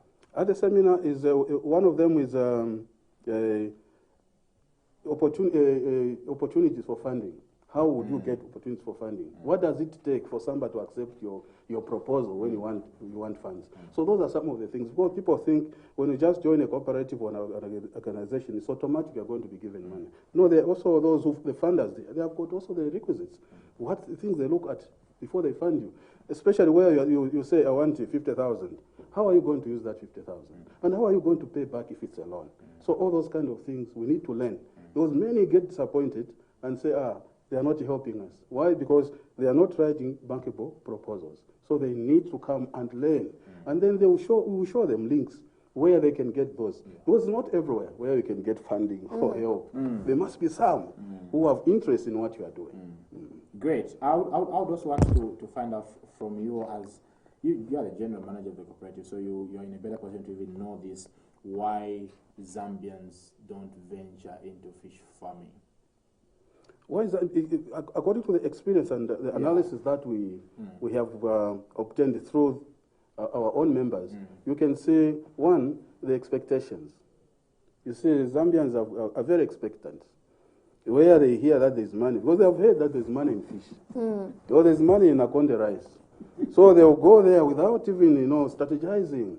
What does it take, to get a fish on the plate? Because it has to come from a fry, then it becomes a fingerling, then it goes into a plate. What do you need to do? So the first thing is knowledge. Franklin said, if you have a lot of money, you are rich, your wallet is full, the best investment is to empty your wallet in your head. You empty the whole wallet in your head. I love that. That's knowledge. I love that. So if you have the knowledge, it's easy even when you are going into some undertaking. You know what you are doing. You know what you are going there for. So the main thing that many people are discouraged about is what I've said, expectations. They've got high expectations. Some is ignorance. They don't know what it takes and what is supposed to be done so that they achieve what they want to achieve. And where there's a will, there's a way. There's a way. So the first thing is knowledge, and that's why all the time we emphasize and encourage our members to be trained. And here is an opportunity now. It's not only us who are training them, even ZDA. ZDA, their motto is potential made possible. So if you have potential, come for that training. ZDA will make it possible. Sure. Apart from knowledge, what else hinders Zambians from venturing? Apart from knowledge, the other thing is money, because it takes money to do some of these things, especially fish farming. Just from pond siting, you need at least somebody who is qualified to come on. Because it's not every soil that you can say no fish. Because you need to know the direction of the wind, to know all those things, the trees that are around there, you need to test the soil, the pH, what kind of soil it is, so that you advise accordingly. So those people who come in, you need at least to pay them something. But our cooperative, that's the advantage. Because all those things are done by the cooperative. You can just call us, we come to your farm, we check, we see what's need to be done, then it is done. So then we tell you to plan. We give you a budget from the beginning up to the end. Others start without budgeting up to the end. Then in the process, they get stuck. And you find that they lose out. Because they need to understand where they are going and where they are coming from, so that they get where they are going. So that's another one, resources. So that's why we came together as a cooperative. The cooperative is a Makaya wing. So if you have got something, you have got something. There are people who have land, and there are people who have money. You have no money, you have land. You have money, you have no land. So if you two people work together, something can happen. Collaboration. But what is missing in the collaboration again is the issue of trust. If Paul is the one of the land, she invests in Paul's land, you find that at night Paul is getting fish and selling. No, the birds have eaten what and what. We need to change that mindset so that we understand the power of working together. Perfect. I would also be very interested, for the sake of our viewers also, who have ventured into fish farming, how profitable it is, and how maybe some of the strategies they can put in place to ensure that even when they put in the huge resources, they still make money off fish farming. The market of fish is very open. And if you go in fish farming, we call it black gold. You are going to be a fish miner, and you are going to be making money. The first stages, yes, they are, because you put in, you do the digging of the fish pond, you buy, the dam liners. That is just done once at the beginning. But the second pond, you won't buy those two things. You won't do the excavation of the fish pond. All you're going to be doing is just stock and then grow the fish and start selling it. So at the beginning, everyone must understand that it's a little bit tough. But once you break even, who doesn't want fish? Because at the moment, people are looking for fish and people don't have fish. Really? The market is open? The market is open. And what we do to our members, those days when they were being stranded with the fish, because that's what the benefits, we market for them. Bring the fish here, we sell it for you, we give you money so that you continue. So no one can ever be stranded with fish in Zambia at the moment. We have contracts and we have signed concessions with the fish companies, those who buy from us. We just send them wherever the farmer is, go and get that fish, then they pay it at the fish pond. You get your money at the fish pond without even going to the market. That company buys the fish and takes it wherever they take it. We don't mind where they take it as long as our farmers have been paid. This is interesting. I think we should have you on one of our programs, Farming Today, and share more details. And share more, and even answer questions for some of the fish farmers, especially those that are experiencing difficulties. How can one get in contact with you, though? Our numbers are 0977 978650. 0977 978650. Email zakoso2018@gmail.com. Email zakoso2018@gmail.com. The number that I've just given you is on WhatsApp, and you can call or text. We'll be able to respond to you 24/7. Great. Before we let you go, out of curiosity, I'm just a very curious person. I saw your name. The other one is Gladys. So I was wondering, a man is named Gladys. What's the genesis of that? You know, we have a problem as men. We want women to be called by our name. I know your wife is Mrs. Shingongo. So I said, my wife, because she's Mrs. Evans, I'm also going to be Gladys. My middle name is going to be Gladys. So I love that. I'm Evans Gladys London. Even MTN, where my records are, there's Gladys in between. And I'm not ashamed of that. That is awesome. You must be a good husband. Yes. Even herself, usually she uses Evans, Gladys Evans. Because Chilandani is family name. Everyone owns it. But these two names, Gladys and Evans, honest, I think even the books of heaven, those are the names that appear. Because they go Chilandani, every family member will stand up. Mr. Evans Gladys, thank you so much for coming to the Millennium Kwacha today.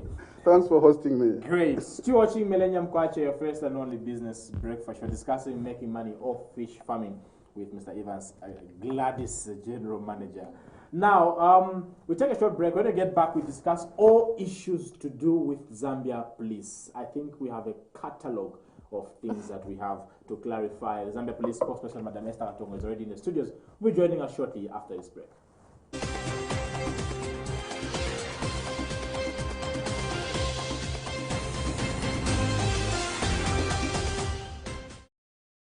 Is packaged to perfection, trending topics that we will be discussing to make sure you know exactly what's happening in the world of social media and, of course, our very own country. Exactly. We don't just limit ourselves to the country, but we also move across the borders with the best in international news, policy making. We also bring experts to bring to you right information right here on The Breakfast Show. And if you've got questions, we got you covered too. Like we said, we're on Facebook, so comment, leave your questions. We will be able to answer them. And if we can, trust me, we're going to get somebody that can. Yeah, join us every day, Monday to Saturday. It's Constance and Paul. Oh, Paul and Constance. No, definitely Constance and Paul. Paul and Constance. Definitely Constance. Paul and Constance. 7 to 9.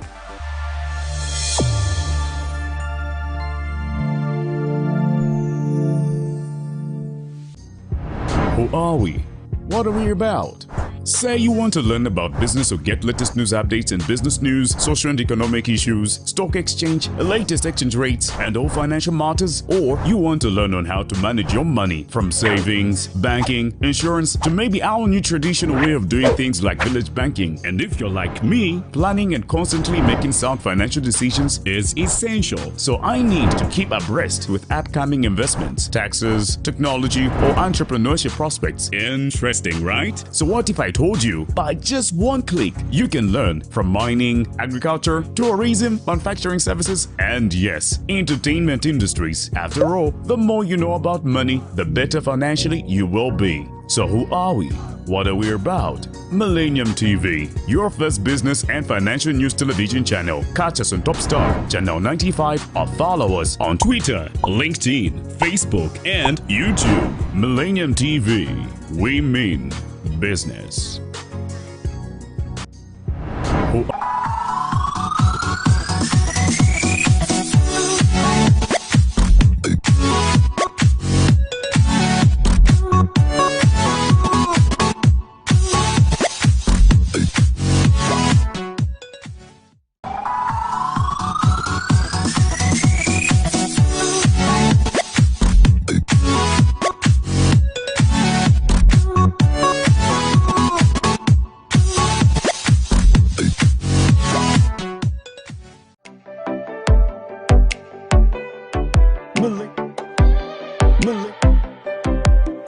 Millennium TV.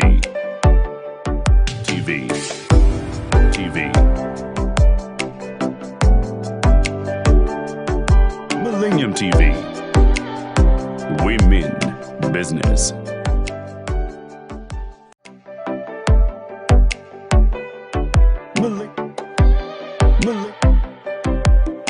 Millennium TV.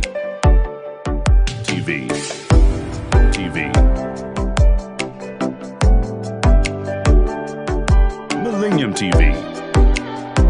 We mean business.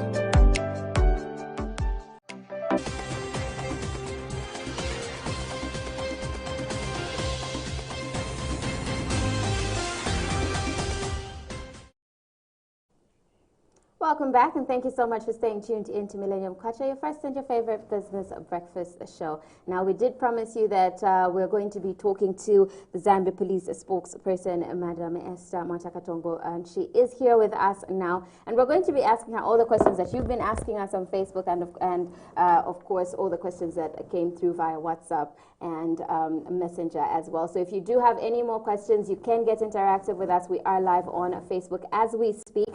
We're live. Just search for Millennium TV Zambia and you will be able to find us. We are also on YouTube. It's Millennium TV Zambia on YouTube as well. Welcome to the program, Madam. Thank you. Thank you very much.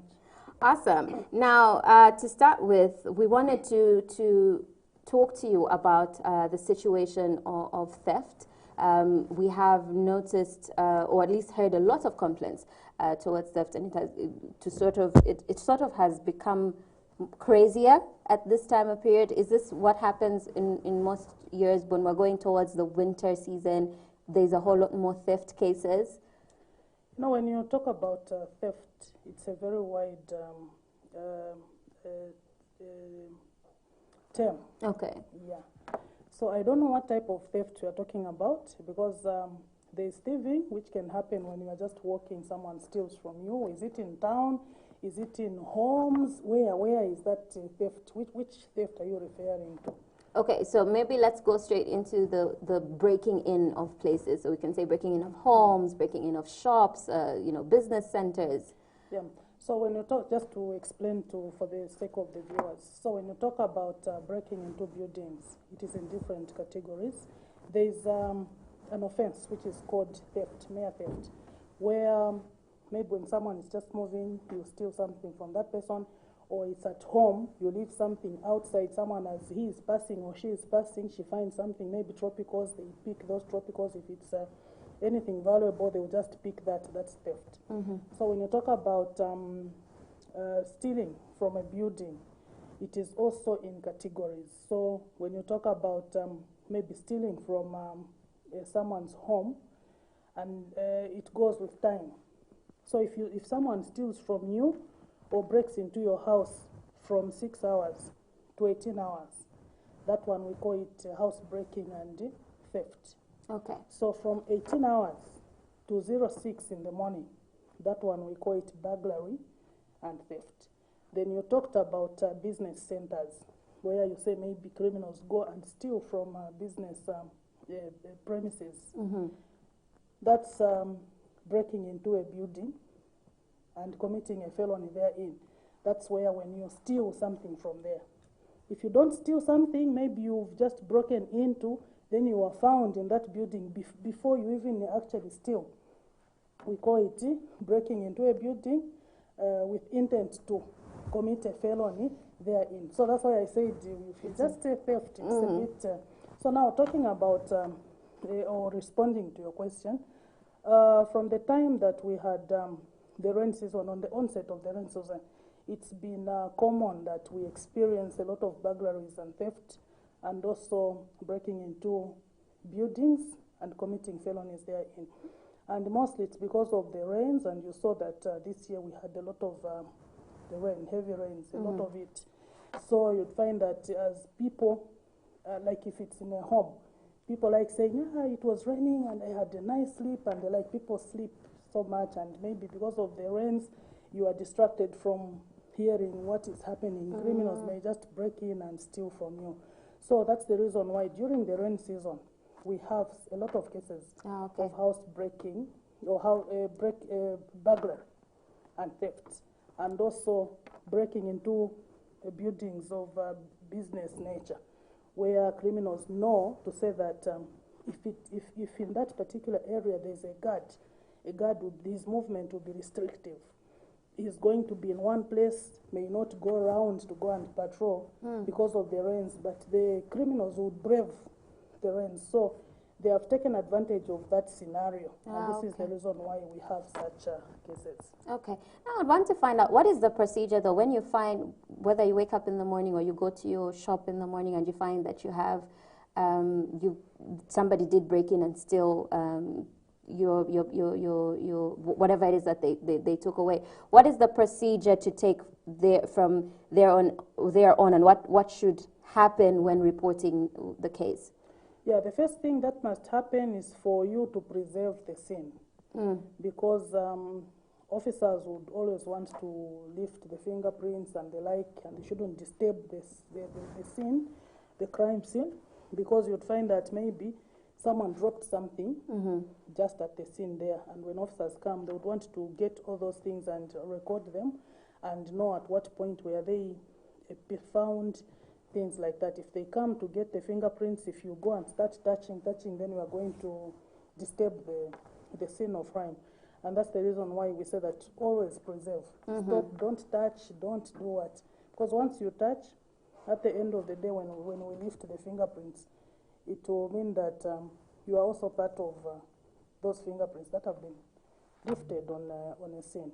Then once you tell people to say they preserve the scene, you quickly report. And this is the reason why we always say that in any particular place where you are, you need to have contact numbers of the officer in charge of the police station at the nearby police station. Initially, we used to have our toll-free line, which is the 911, and it hasn't seemed to have helped us much. Initially, it was working effectively, but with time, it found that we had some issues with the mobile service providers, and it's not functional at the moment. But we do have other numbers, the hotlines, which we have for each police station. So we usually advise people to say that in a particular area where you are, get that number. In case of anything, call that number so that you are quickly helped. In case you don't have that number, you need to walk to a police station and go and report. Officers will come and do whatever they do. Yeah. Okay, so now I'm thinking of a situation where a person goes to or calls the police, and then they say, but we don't have a car, so we can't come. What happens in that situation? You know, there are situations where officers may truly and genuinely not have a motor vehicle. We have a lot of police stations and police posts which have come up. And all that is because of the expansion of areas or residential areas. I'm not just talking about Lusaka. In many other areas, you've seen that people have built, and you'd find that when it comes to motor vehicles, we don't buy every year. It has to be budgeted for. There may be constraints. We are not a developed country. We are a developing country. So when you look at developing countries, features of developing countries, you find that we still have those challenges. We may not say that we can operate the way the police in the US are working. However, with what is on the ground, with the challenges on the ground, government still helps in ensuring that it procures motor vehicles for the police. But you'd find that even if we procure, other police posts may not have. And you may need to appreciate that we took a deliberate effort to have our representation even in communities, deep down the communities. And that's the reason why we have community police posts. These are police posts which are being constructed by members of the public themselves. If maybe people say that we are selling plots or they are selling plots in some particular area, they always reserve space. Some of them reserve space for the police. In instances where they don't reserve space, they'll always find a way of having a police post there. So they'll report to us to say we need officers to come and work in this particular place. So that's a community police post. Okay. So meaning that community police post would also want transport. But you find that at the moment we have not yet reached to police posts when it comes to provision of motor vehicles.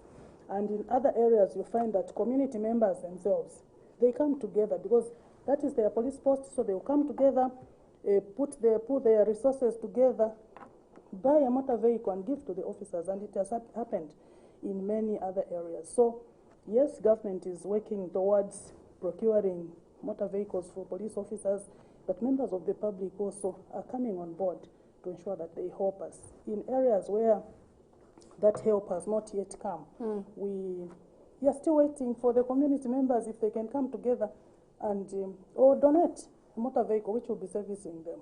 A challenge of motor vehicle, yes, it is true that it may be there, but that should not be an excuse for police officers because every police post falls under a police station. Okay. So at a police station, at least we have one motor vehicle. So it should be the initiative of the officer in charge of that police post to get in touch with the officer in charge at a police station to give them a motor vehicle to go and respond to a call of distress. But in an instance where it is a walkable distance, there's no need for officers to say that they will need transport. On that note, we did ask a few people to come in with their comments, and somebody actually came in with a comment and said the police post in their area is literally 3 houses away from them, and they experienced a robbery. Then they went to the police officer and said, I found stuff and I haven't touched anything, so I want you to come and see what's going on. And then the police officer apparently asked what has been stolen. So the person said, no, I haven't touched anything, so I don't know, I can't tell you. And the police officer started shouting at the person, asking them, so how do you expect me to write and open a docket when you yourself, the owner, you don't know what has been stolen? So in that situation, what is the person supposed to do? Sometimes it goes with the way members of the public also respond to police officers. Police officers are also human beings. It is illogical for someone to start shouting at someone who has said, no, I haven't checked, I want you to come and see, because my house or my premises have been tampered with. If you just speak with respect, I don't think someone can shout at you. But again, it is very irresponsible for an officer to react in such a manner. It's a two-way thing. At times, people would go to a police station, think that officers don't think, they want to tell officers what to do. Sometimes you advise, they don't want to listen. At times, some people have even called my office to say, here is what the officers are doing, they're not cooperative and the like. But when you put them together, you'd find that a member of the public was wrong. An officer would want to advise, they don't want to get that advice because they already have the preconceived position to say that officers behave like this. Others don't just want to see police officers. So whatever you say to them, it's nothing. It's like a police officer is not thinking. So people also should give police officers a chance to explain to them why they want to get certain information. You cannot just go to a police station and say, "Bani bela ine, okay, let's go." No, you have to ask certain questions. Even in an instance where someone says, there are criminals here, if an officer asks, "Are they armed?" people will say, "Hey, police in the kufunza man, instead of coming in, they are asking that are they armed." You need to prepare. We are just human beings made of blood and flesh. So we need to know if it is possible that you've seen that someone is armed. Better give that information to say they are armed. Or I can't see any firearm. Maybe they have got a knife or a bang and the like. So that even as you are going there as an officer, you know how to approach that particular area where the criminals are. You know, you don't just go blindly because you're a police officer. The moment you face a criminal, he shoots at you. So we need to get all that information if where possible. Where it's not possible, maybe you are threatened as the one that has been attacked by criminals. You state that, no, I've not seen anything.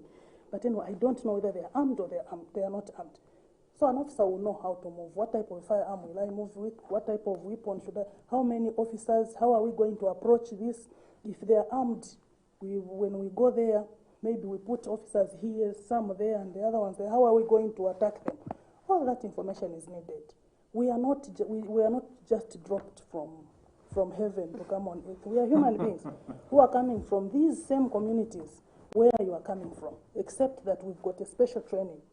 Great. And that training will be based on the information that we are getting from members of the public. Great. Another issue that I would want your comment on is something that our viewers are very, if not just the viewers, the public, is the issue of their temple. We saw Queen Victoria Veronica detained Woodlands Police with the offense of abduction. I don't know if there's any evidence attached to that. What's the current state of that case? Because I know that there were even protests yesterday in Livingston. Protests, no protests, that's not our issue. But what I would want to mention is that why did we go for that particular person? It means that we have information, and we may not be here saying, no, this is what we found, that's what we leave it for a later stage, because this is a matter which is still under investigation. Those Hatembos are still not, they haven't yet been found. So we cannot be careless with our statements to say, no, for this one, no, this is the connection, that's why we've picked this person. Because if we're just picking any other person, who would have come and picked you? In today's paper, I'm asking that because in today's paper, there's some evidence attached to say with the cyber detection on the phone. I don't know who was quoted. Who was quoted? Is it me? Is it the IG? Is it who said that? In today's Daily Mail. Who said that? Who was quoted? I think that information was attributed to who? That is the clarification that our viewers also want. I would not. I have not even seen the newspaper. From the statements that we gave, we did not say anything concerning the cyber what or anything. We just said this person is connected to this offense. So if there is anyone who has said anything in the newspaper, let them go and speak on their behalf. Let them explain why they are talking like that. For us, we don't have to be very careless with the information which we are giving, because at the end of the day, you'd find that we are going to actually destroy the case. We may be moving steadily towards the finding those people who are who have been abducted. But if we become careless with the information, even the media themselves, if they get anything, they need to know what is it that we can give out and what is it that we cannot give out. Because you may end up destroying the case, and those people, their lives are at stake. So we don't have to be very careless to be seen to say, I'm a champion, I can give out this information so that everyone knows. Even in court, when they start saying this, you will be saying, no, actually, me, I'd already mentioned it. Had we wanted to give those reasons, we would have given. Because we are here to give the information, and we've always been giving information. We have nothing to hide, but we are moving steadily. So at the end of the day, when you look at the new cybersecurity and cyber crime, when you disclose information in a matter which is under investigations, it is an offense. So people should read these pieces of legislation. So we don't want people to be careless. Maybe someone or some officer gave them that information, then you go and start giving it out like that. You are destroying our cases. So we want people to stay away. let the officers do their work. So, but it's confirmed that the temples are not yet found. They are not yet found. They are not yet found. No. The other issue concerning this issue is also the threat by Chief Mukuni, or the Home Affairs Minister. We understand that is also a crime to threaten someone's life, right? I don't know. I haven't seen anything. You haven't seen a threat No. from Chief What Mukuni? type of threat is that? He mentioned that he's given Honorable Campion 48 hours to release the wife. Otherwise, according to him, you'll be surprised what will happen to you and the people that sent you. So we don't know. Maybe he's going to give them sweets. So when it comes to threatening violence, it should state a certain action that you would want to take. Otherwise, if you just mention like that, you just say they'll be surprised to what will happen. What about if they'll be given a gift? You know, so you have to be categorical. Even when looking at the case, you take it to court. The magistrates or the lawyers are going to ask you questions around that to say, how did you come to conclude to say it is danger? Great. Thank you so much for that clarification. The other issue before we let you go is the issue of Natasha Shindano, popularly known as Mrs. Kennedy. We are aware that the child has been retrieved from the lady. What's the current state now? The current status is as it was given yesterday, where she was charged with offense connected to giving liquor to a child, and she was bonded.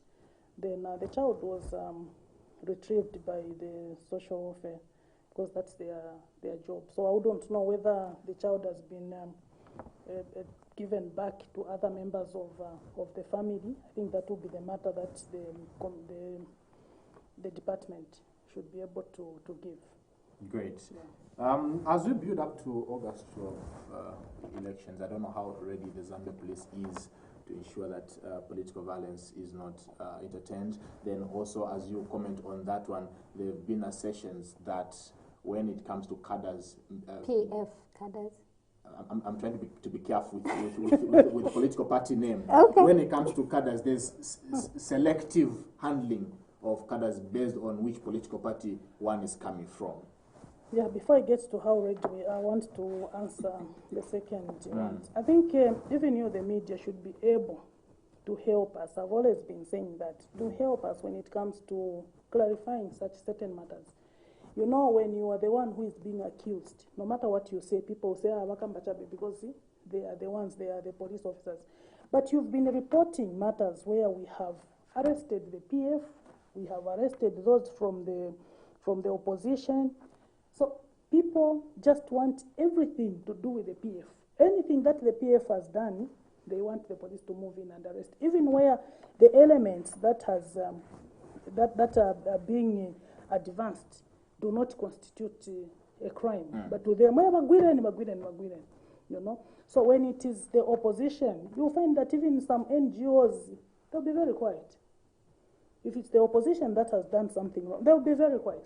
If the police move in and arrest someone from the opposition, you hear the noise. And the noise is always on radios, the noise is always on Facebook, you know. And the problem is that everyone now is hoodwinked to think like what people are saying on Facebook is what is actually the truth, you know. So people should be able to analyze these statements which people post on social media. Others just have got an agenda. Others are even paid to do that, so that you are meant to understand issues from a certain perspective. When the police arrest someone from the ruling party, you will not hear people, you know, talking about it. They'll just ignore it altogether, ignoring it. They will not even say anything, you know. So people thinking that we are always arresting those in the opposition. And I can tell you, there are some matters which happened a long time ago involving members of the opposition political parties, which we are still investigating up to now. But no one is even reminding us to say, what about that matter of the opposition? Why haven't you made arrests up to now? All they are talking about is that of those in the ruling party. So as police, we understand that when it comes to politics, people have got different views and they've got their different interests, and we're not going to be used to champion their interest. We are going to work as we are working. If they want, we may tell them to say, as police, we are working like this. They will not want to follow that. They will always oppose what you are saying. So who are we?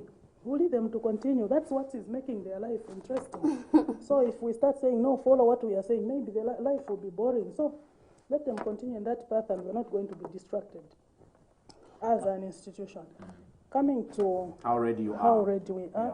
We are very ready. I think you heard that just recently we even had our commanders conference, which brought on board all provincial commissioners and those key officers to come and do the planning.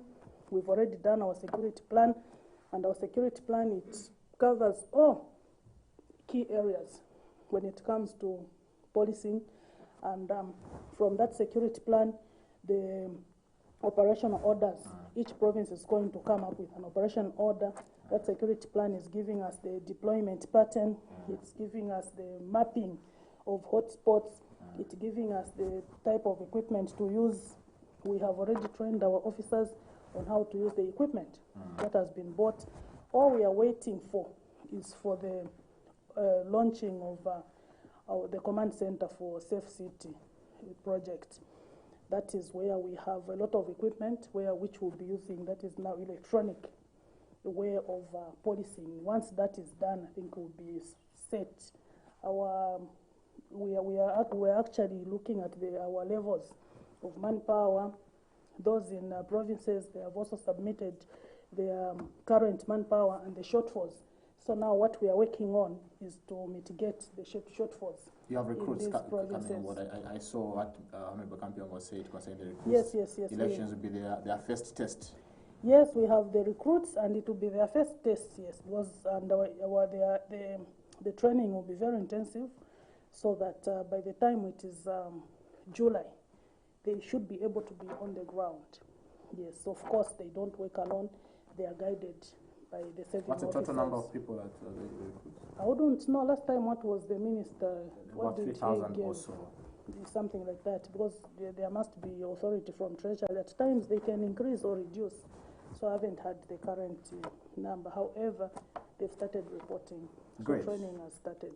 Before we let you go, though, if I can ask, if firstly, is it legal? Is it okay for people to, for example, in a situation where they're maybe in the road and people think there's something that is happening that shouldn't be happening involving the police, are they allowed to record it on their phones? Like what now? If there's an operation? Maybe let's say we're at I'm going to give an example out of my head. I'm at a roadblock. I'm seeing, for example, maybe there's a police and people are talking, and I'm thinking, isn't that corruption going on? Am I allowed to pick up my phone and record it? There's nothing in the law that criminalizes that, but again, it goes with how you are doing it. Are you there to provoke the officers? As I already said, officers are also human beings, and the reaction, how they are going to react, I may not know as the person who is here. So you find that you are harassed, and then maybe it's going to give his own justification on why they told you not to take a photo. Because at times, you know, these members of the public are so annoying. Yes, at times they want to, but for any officer who is doing a correct thing, who knows that there is nothing wrong with what he's doing, his conduct is within the provisions of the law, I don't think there's any reason for him to get agitated. Yeah, you just leave that person to do whatever he's doing or she's doing. But the problem which is there is that once you get that, maybe to be at a distance, you find me talking maybe to my fellow officer there, then we're exchanging maybe even numbers, or to a member of the public. Sometimes you can meet a friend. So as you are talking, then the interpretation of that will be different. You take a photo or video of whatever is happening with a narration which is contrary, which is contrary to what is prevailing on the ground. I think that's why officers also, they get agitated. It's because of the conduct of the members of the public themselves. They want to dent the image of certain officers, which is not good. And an officer, when you are working, you want progression, which is promotion. You want senior officers to trust you in the work that you've been given.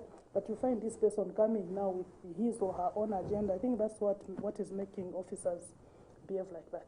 When it comes to complaints, if I want to make a formal complaint, for example, against a police officer, what is the procedure? And I also ask that because rarely do we find police officers with name tags or whatever, so I can't come to you and say police officer or officer this and this because I don't know who it is. So how do I make a... It's actually wrong for officers to move without name tags and number tags. Because if you've seen all my uniforms, the name is there. For officers below the, who are chief inspectors going down, they're supposed to have number tags on their uniform. So that in case of anything, the officer, you get that number. Or if you may even ask an officer, when it comes to our police standing orders, it gives instructions to police officers to give a name to a person who asks for their name. Okay. Because you have got nothing to hide. Unless you've got something to hide, that's when you fail to give someone your name. That's why you want the transparency of putting the names there, so that if you have a complaint as a member of the public, you just get that number on the name tag and say, this is the officer.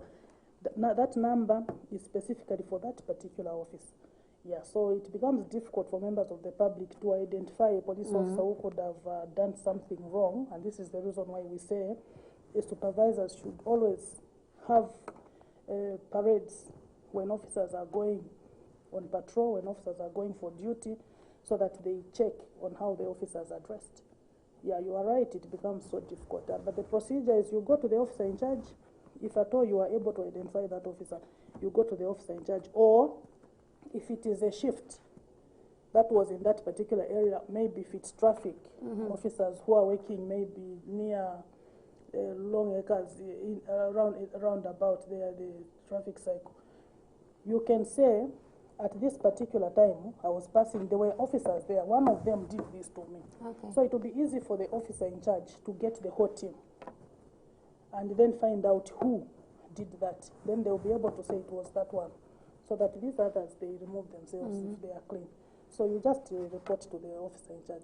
And give the details of where that happened and what particular time, because sometimes the teams change.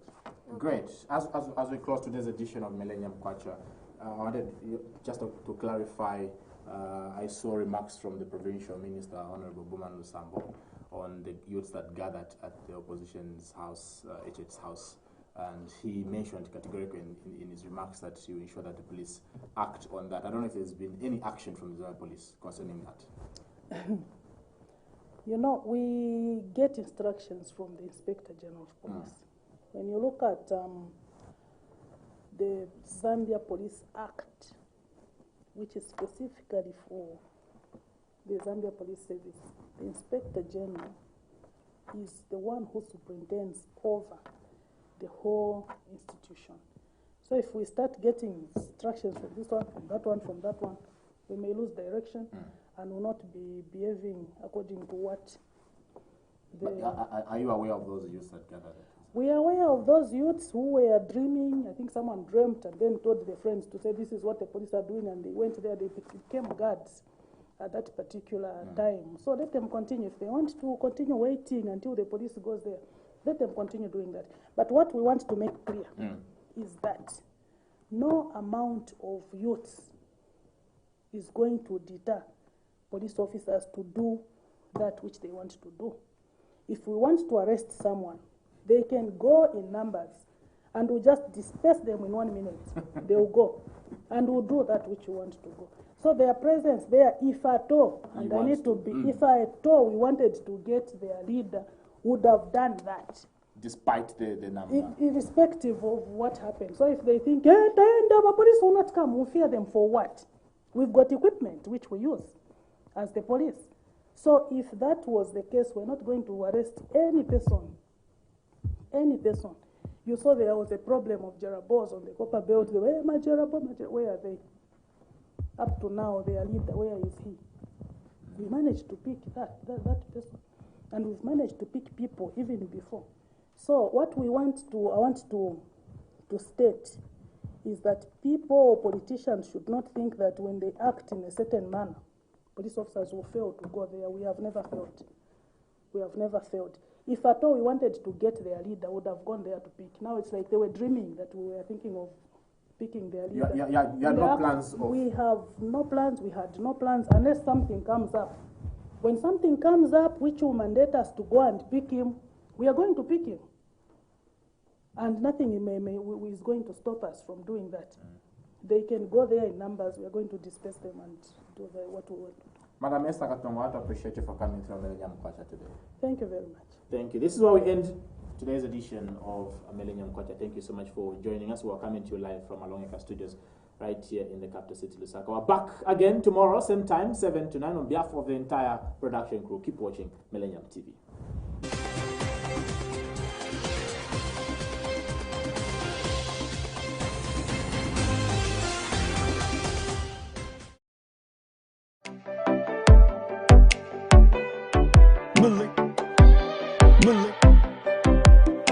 Millennium TV. TV.